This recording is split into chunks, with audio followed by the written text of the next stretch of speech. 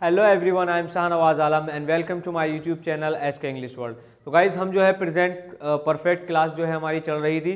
Present perfect class में हमने दो तरह की चीज़ों को अभी तक सीखा था, अफर्मेटिव और निगेटिव सेंटेंस उसमें हमने सीखे थे।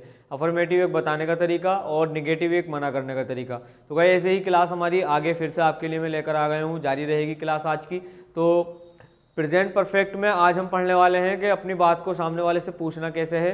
सही है, कोई भी क्वेश्चन आपके माइंड में आ रहा तो इंट्रोगेटिव और इंट्रोगेटिव निगेटिव और आपका क्वेश्चन वर्ड, यानी कि तीन चीजें मैंने आपको आज ही की क्लास में बता दी हैं। तो आज हमारा प्रेजेंट परफेक्ट बिल्कुल जो है क्लियर हो जाएगा और आपको आई होप अच्छे समझ में भी आएगा। तो चलिए आज की क्लास स्टार्ट करते हैं, देखते हैं कैसे हमारा फॉर्मूला लगता है, कैसे हमने सामने वाले से क्वेश्चन जानना है। तो देखिए प्रेजेंट परफेक्ट चली रही है क्लास, नाम लिखा हुआ है। तो प्रेजेंट परफेक्ट में इंट्रोगेटिव बोलते हैं। सही है, जो लोग सेंटेंस बनाना सीख रहे हैं, सेंटेंस भी बनाने उनको आ जाएंगे और इंग्लिश भी बोल सकते हो प्रैक्टिस करोगे तो जिन लोगों को सेंटेंस बनाने सीखने हैं वो ध्यान रखें, इस सेंटेंस को हम इंट्रोगेटिव बोलते हैं, जिसकी शुरू में हिंदी में क्या की आवाज़ निकलती है।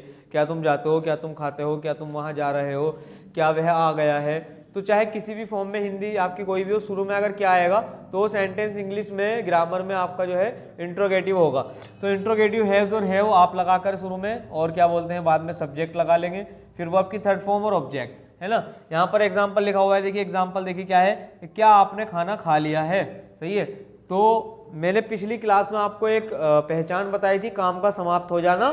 सही है, उसको पूछने में हो या चाहे बताने में हो या चाहे आपका कैसे भी हो, काम का समाप्त हो जाना प्रेजेंट परफेक्ट में पहुंच जाता है। तो अब ये सामने वाले से आप क्वेश्चन पूछ रहे हो कि आपने खाना खा लिया है, मतलब सेंस वही है कि आप खाना खा चुके हो। तो फॉर्मेट इसके अकॉर्डिंग चलेंगे, हैज और हैव मैंने पहले भी क्लियर कर दिया था, ही और सी के साथ हैज लगेगा, बाकी सबके साथ में हैव लगेगा। ठीक है, तो यहाँ पर है क्या आपने खाना खा लिया है, तो हमने लिखा हैव सबसे पहले, फिर यू सब्जेक्ट, फिर ईटन वर्ब की थर्ड फॉर्म, फिर जो फूड बचा था हमारे पास हमने वो लिख दिया। तो सेंटेंस बनता है आपका have you eaten the food, क्या आपने खाना खा लिया है। तो ये आपका हो गया इंट्रोगेटिव, एक सामने वाले से क्वेश्चन पूछना। आप इसी तरह के बहुत सारे सेंटेंसेस ऐसे ही बोलोगे जब आपने सामने वाले से सिर्फ एक बात पूछनी हो, एक क्वेश्चन जानना हो। जैसे मान लो आपने पूछना है क्या वह, मेरे से पूछ रहे हो किसी और के बारे में, क्या वह आ गया है, या फोन पे पूछ रहे हो मान लो कि सुमित आ गया क्या, है ना, ऐसे बोलते हो हम। तो हैज सुमित कम, है ना, कैसे बोलोगे, हैज सुमित कम, है ना। ठीक है, इस तरह से और भी आपके सेंटेंस आप आ जाएंगे। आपने बोलना है मान लो क्या तुमने लिख लिया है, क्या आप समझ गए हो, तो इन सबको कैसे बोलूंगा मैं, क्या आपने लिख लिया है तो हैव यू रिटन, है ना। क्या आपने कोई भी काम मान लो कर लिया है तो हैव यू डन, है ना। क्या आपने वो काम कर लिया तो have you done that work. तो ये सारे सेंटेंस इस तरह से बन जाएंगे।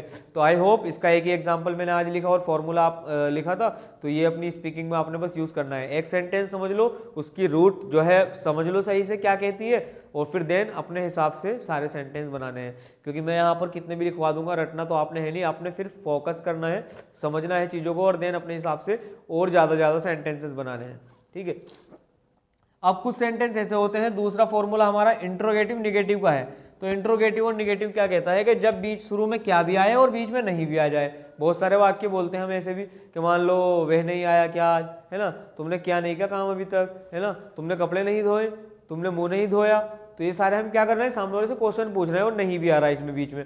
तो सामने वाले से क्वेश्चन पूछ रहे हैं तो हिंदी में तो हम कैसे भी बोल सकते हैं कि मुंह नहीं धोया क्या, कपड़े नहीं धोए क्या, तूने अभी तक चाय नहीं पी क्या, है ना। लेकिन इंग्लिश में जब हम बनाएंगे तो हमारा तरीका यही होगा, इंग्लिश में हम जो है हैज हैव शुरू में लगाएंगे। तो देखिए एग्जांपल क्या कहता है यहाँ पर कि है, तो आपने लिखा है क्या तुम उसके साथ नहीं गए हो।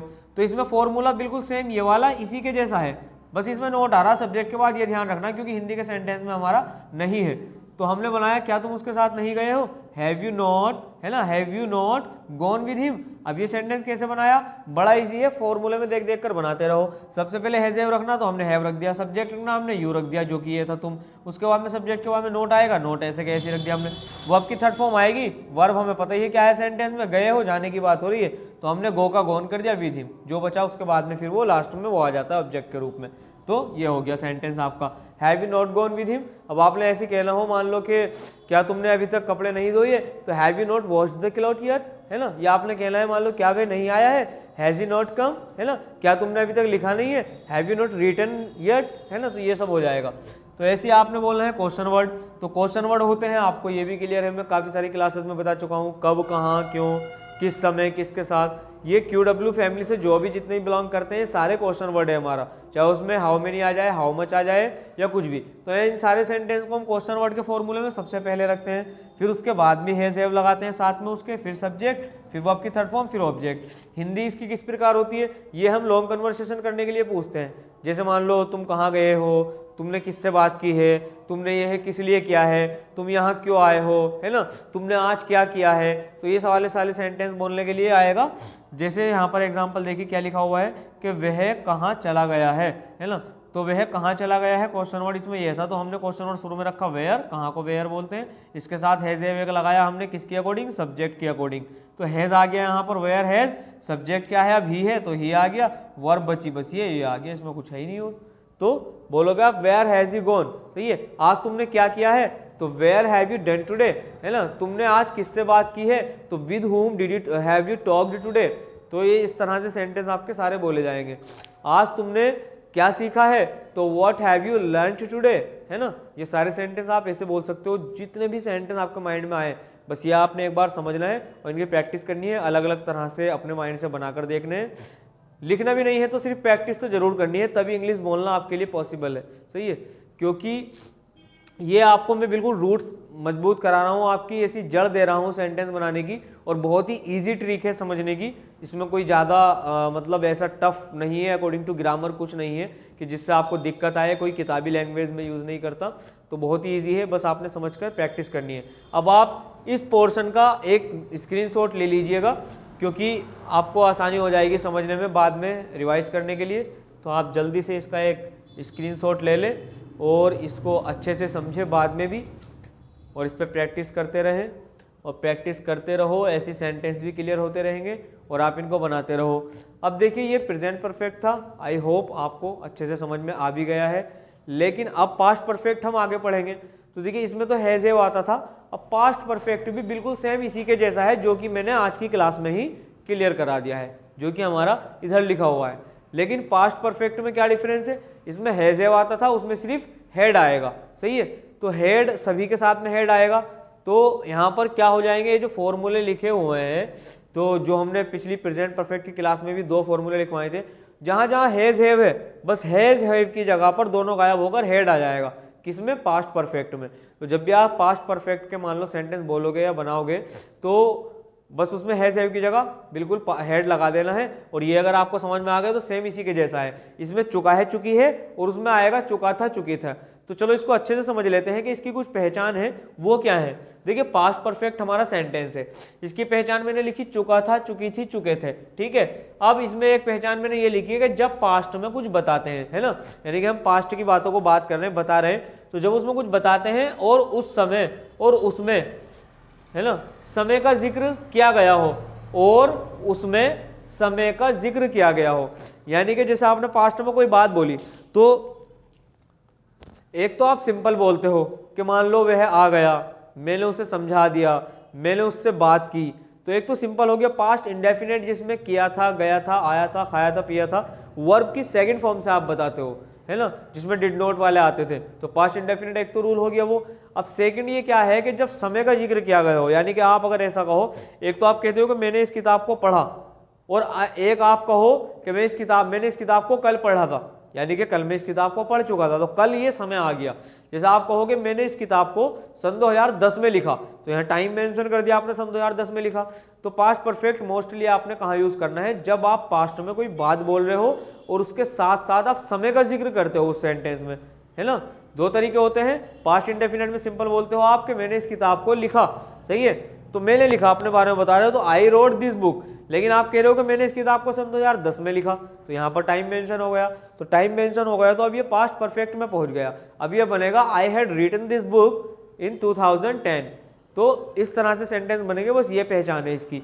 इसके मैंने फॉर्मेट लिखे हैं डायरेक्ट, और कुछ नहीं लिखा है, फॉर्मूले वगैरह आपको मैंने बता ही दिया है कि जैसा हैज हैव है बिल्कुल सेम वैसा पास्ट परफेक्ट है, हैज हैव की जगह हेड आ जाएगा।